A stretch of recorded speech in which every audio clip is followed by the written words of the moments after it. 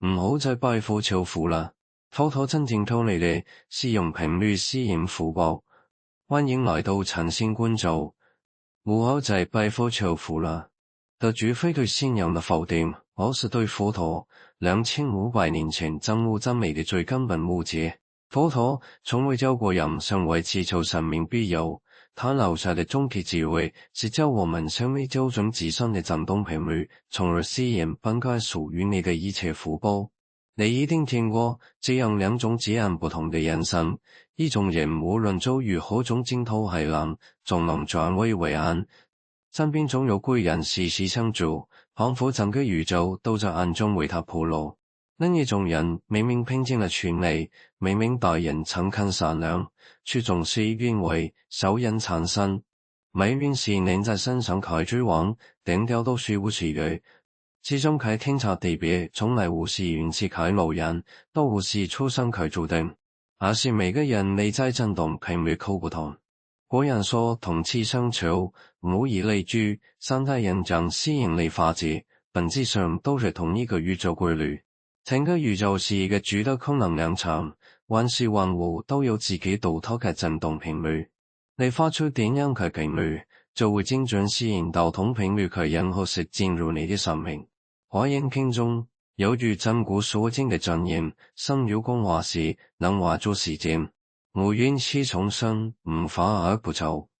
你心就是你嘅世上最偉大嘅畫家，你心描繪住怨恨，就會畫出一個充滿痛苦世界；你心流動的慈悲，就會畫出一個通世溫暖嘅世界。冇任何一件事是憑空革命嘅，所有嘅際遇都是你內心頻率嘅外在投射。在佛法的唯識學中，有一個核心概念叫做阿賴耶識，亦被稱為常識。它就好似個用量無限嘅人性硬盤，會忠實地記錄你有無始以來所有嘅念頭、所有嘅言語、所有嘅行為。呢啲硬塊我會隨着時間的流逝而消失，它們會使你嘅潛意識深處不斷發酵累積，最終形成你獨一無二嘅業力場。而那個業力場就是你嘅頻率。古代高僧大德們冇頻率嚟嘅現代智慧，佢哋用磁力形容那種第五境界能量，詞稱咗神清氣爽、貴人自來，齊組咗虛沉重、微帆不斷，而只靠清楚完全由你開美嘅心念決定。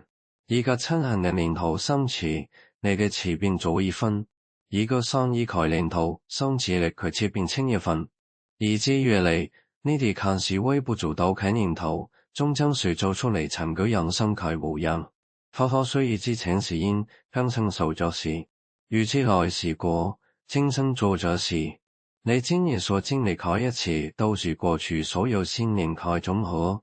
你未來就擁有嘅一切，都取決於你當選嘅每一個選擇。唔是封建迷信，而是宇宙運行最底層嘅因果法則。有一個發生在唐朝開元年間的故事，流傳了1000多年，最能直觀地說明改變頻率對人生的影響。長安城外30里開封名村，住住號姓盧嘅人的，號中名叫盧景行，是當地赫有名嘅絲綢商人。他從15歲起跟着父親走南闖北，憑着過人的膽識和精明的頭腦，用了20幾的光陰，積累了豐厚嘅家業，有良田百畝，城中山鋪水如金，屋企嘅僕人也能有30需求，是方圓百里人人羨慕嘅富有。然營運擴張咗，產業猝不及防。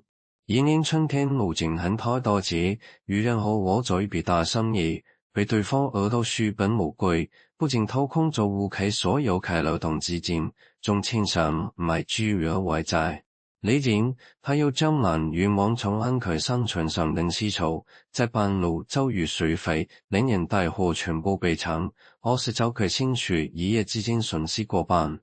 好不單行，到了夏天，老咗嘅路仔突然莫名起火，大火燒了整整一夜，半個載運貨為違禁，連地就嚟存放嘅金銀珠寶同地契文書都全部燒成為違禁。短短3個月的時間，盧景行由一個錦衣玉食嘅高富商，變成咗一個負債累累、口窮光蛋。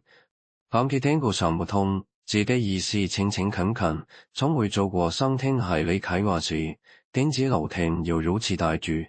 但是根據陳宧振一線詩明，唐靜心境啟搬進破屋裡，心充滿了無盡的怨恨，恨不住個自開老天，增長巨禍可水費，爭取為了一切的大禍，更恨老天不長眼。就在他瀕臨崩潰的那個傍晚，一個遠遊的商人來到了他家門口。那商人穿着一身洗得發白的袈裟，手裡拿着一個破舊的缽盂，看起來和普通的花園和尚沒有兩樣。陸景行沒好氣地說：大師，你走錯地方了，我現在窮得叮當響，連自己都養不活，沒有東西可以布施給你。商人沒有離開，只是靜靜地看着他，那目光清澈而深邃，仿佛能看透他心裡所有的痛苦。他緩緩開口，是住你家後院那口枯井，已經枯了多久了？陸景行猛地愣住了，他家後院確實有一口井，是他爺爺那輩挖的，已經枯了幾十年，早就被雜草蓋住，連他自己都快忘了它的存在。商人微微一笑，留下一句：枯井之下有甘泉，貧女為之不得其門，並轉身消失下嚟，冇死嚟。陸景行反覆琢磨住乜句話，百思不得其解。後為是個超覆開指定上，據導致該位商人是終南山區斷崖式修行。安頓了7年之後，佢背上簡單開包袱，踏上了求道之路。由芳名村到終南山，徒步遊行1個多月，一路上風餐露宿，吃盡了苦頭。但奇怪其是，住心體怨恨卻是慢慢消散。呢個佢是注意到路邊開挖槽，傾上開留園，開始同路上遇到開陌生人打招呼。有一次住上一戶過住種種客人的討水鹽，好人家卻又傾上別住早早還涼辣辣嘅粥。那一刻他想起了自己以前對窮苦人的刻薄，心裡充滿了愧疚，壓在心頭自己與嘅沉重感也隨之減輕了大半。走起山到早嘅山野，終於揾到咗鋼絲懸崖邊上開斷崖時，商人看到住第一句話就問：一路沒悟到做咩嘢？陸景行話：我悟到咗自己嘅情啟冇慢與刻薄，也發現當我放下怨恨開始後，心反輕鬆咗好多。商人點點頭說：這正是因為你的頻率變了。怨恨是這個世界上最低的頻率，它會像一個沉重的石頭，把你不斷往下拖；而感恩、慈悲、平靜是最高級頻率，它們會如母彈拖住你向上走。過去發生的事是你無法改變的因，當你用什麼樣的心態去面對，佢決定了你未來會結出什麼樣的果。當你心充滿仇恨開始後，你就會向佢辭退，吸引更多去仇恨係災難。唔是老天是懲罰你，是你自己是懲罰自己。商人告訴陸景行，改變命的核心只有3件事：覺察、轉念、布施。覺察就是見到自己壞念頭，會被他牽着鼻子走；轉念就是當負面念頭生起時，用更智慧開始走去替換它。布施會定時俾錢，一個微笑，一句安慰，一次舉手之勞，都是在真誠開布施。意思是人生的故事開布施，越能快速提升頻率，因為是最純粹開善意。陸景行在斷崖時做了3天，每天跟着商人打坐、劈柴、挑水，練習覺察自己的念頭。下山時係回頭望去，商人和你在小小的寺廟都已經消失在了雲霧裡，但卻知道自己有找到改變命運開鎖匙。返到屋企之後，陸景行開始見對商人教別諸個方法，如每一早起打坐，覺察每一個生起靠念頭。遇到無順境開始，立刻提醒自己轉念。村裏邊嘅屋企有困難，佢都主動去幫手。長官們地到巨改變化，都主動放寬了還款期限。1年之後，一個曾經受過巨恩惠嘅老朋友問上門嚟，邀請佢一起和我做生意。3年之後，陸景行不僅還清了所有的債務，還重新積累了一筆不小的財富。慷慨、堅持，絕無再把金錢睇得重於一切，而是經常拿出手軟，就朝鋪路。他的心裡充滿了前所未有的平靜和喜悅，這才是真正的福報。那個故事我給我的改變頻率，就是改變業力，改變業力就是改變命運。在日常生活中，我哋可以透過4個簡單嘅方法嚟提升自己嘅頻率。頭個方法是覺察，是一次改變佢起點。每日設置新嘅鬧鐘，分別是早朝、下晝同夜晚。當鬧鐘響嘅時候，停下手裏嘅時間問自己，我頭先想緊乜嘢？唔好權判念頭嘅好壞，只是見到它。慢慢的，你就會養成隨時的覺察嘅習慣。第二個方法是轉念，轉念不是強迫自己正面思考，而是換一個更智慧嘅視角看待問題。例如塞車時，唔好抱怨要塞車咗，真倒霉，而是想正好可以利用那段時間聽聽音樂放鬆下。不同的念頭會帶來完全不同的情緒和頻率。第三個方法是感恩，感恩是提升頻率最快嘅方法。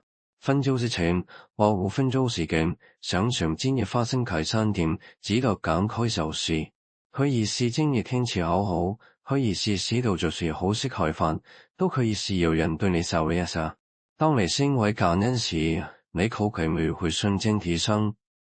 第4個方法是布施，布施物質有錢人開專利，微笑是布施，讚美是布施，幫助人是布施，甚至一善意靠人神都是布施。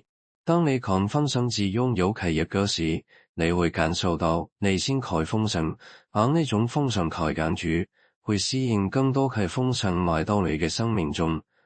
同時，我哋都有避開3個最常見嘅誤區。頭個誤區是急於求成，改變頻率是個層次之類嘅過程。做健身蛋，你不可能今日去健身房，聽日就變成肌肉男。需要持續不斷的練習，一天一天的積累，改變才會發生。點好扭曲是執着於結果。好多人練習那啲方法都是抱着為要發達、為要搵到好對象嘅目的。如果你抱着單其心態，永遠都得不到想要嘅，因為執着本身就是一種低頻構狀態。真正係修行是無求為報嘅，你執着是因為但做事對佢是 OK。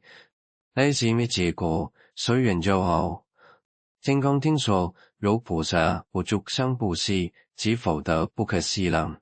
當你無執着於結果嘅時候，得到嘅反而會更多。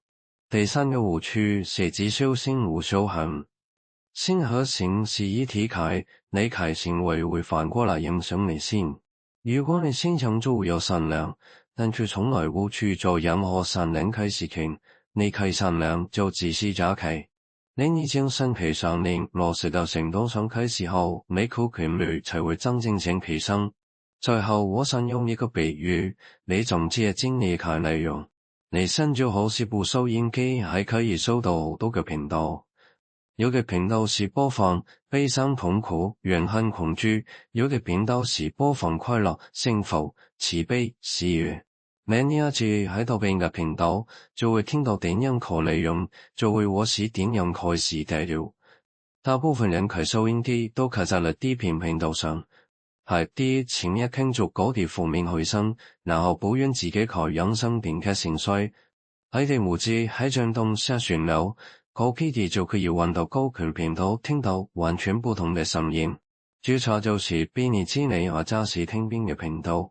轉念就是逼你去轉動嗰個旋流，感恩同布施就是幫助你將旋流固定喺高頻道上啟潤化之，而嗰個旋流一直都握在你的手裏，沒有人可以替你轉動它，都冇人可以阻止你轉動它。2500年前，佛陀喺菩提樹上悟到嘅一刻，就將你嘅真相話俾咗世人。現時你都知道冇你嘅真相。你會選擇繼續流失低頻開通渠道，重視轉動旋流，迎接一個全新嘅世界。最後，將今日最重要一句說話送俾你：你嘅頻率決定你的世界，你個世界就是你辛苦聽上。個人前無隨緣分享，生殺無憂，願你心常足高頻，福報自然來到。我哋下期再見。